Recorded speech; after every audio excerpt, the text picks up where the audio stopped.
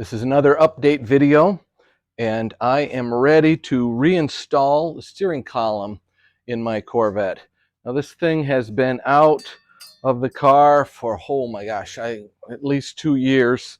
So I made a video earlier on taking it out and putting it back in again. I'll have to review that to remember how I did it, but it seems to me like it was fairly straightforward. I think the most difficult thing to do is to get it partway in place and then get all of the wiring connections plugged in. Other than that, it's just a matter of getting things engaged properly with the steering box. And one of the biggest fights is getting this part of the bracket here through past the pedals and on all the other mess of wiring that's under the dash there. So I'm just going to make this a kind of a sped up video, and you'll see how much difficulty I have wrestling this in there. I think I'm gonna put the car up in the air again too. So we'll see how that goes. It is sitting really low right now, so that'll be a challenge. So here we go.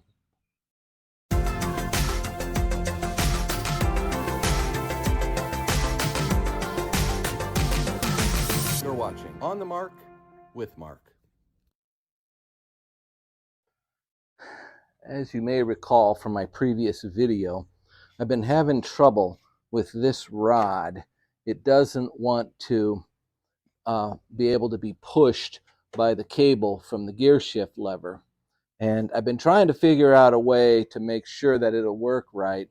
And one idea I have is if I added a spring, I know this is completely off the books, if I added a spring to this, then I could kind of neutralize the balance of how hard this pulls, and then the cable would have an easier time pushing it.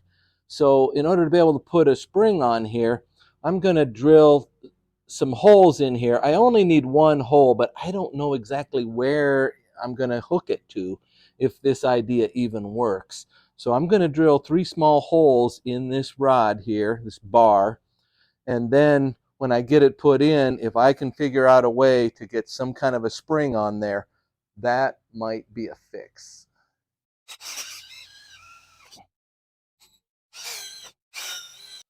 All right, maybe I'll be able to use those. We'll see how it goes.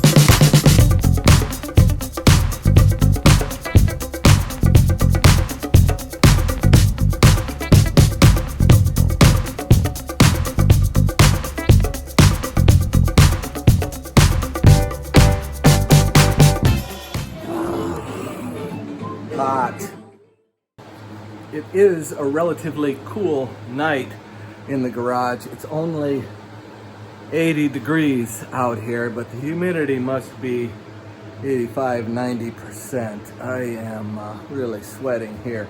But the good news is the steering column is in. I've got the brackets that mount it to the underside of the dash in. I've got the plate that bolts it to the firewall. That was tightened first to position the steering column. Then I pulled up that bracket under the dash, and now I just finished tightening the bolts into the rag joint. So I've got one piece of trim under the dash that still needs to go on. Where is that piece of trim? Here it is. This guy right here. This goes right under here. All right. Oh, and also this bracket here that holds. This is the switch I put in for an auxiliary fan, and that's the switch that plugs into here to raise the headlights without turning them on. So it's just a little bit of this Mickey Mouse stuff under the dash. And I have the tilting telescoping steering column. Kind of hard to push it down, which is great for an old guy like me.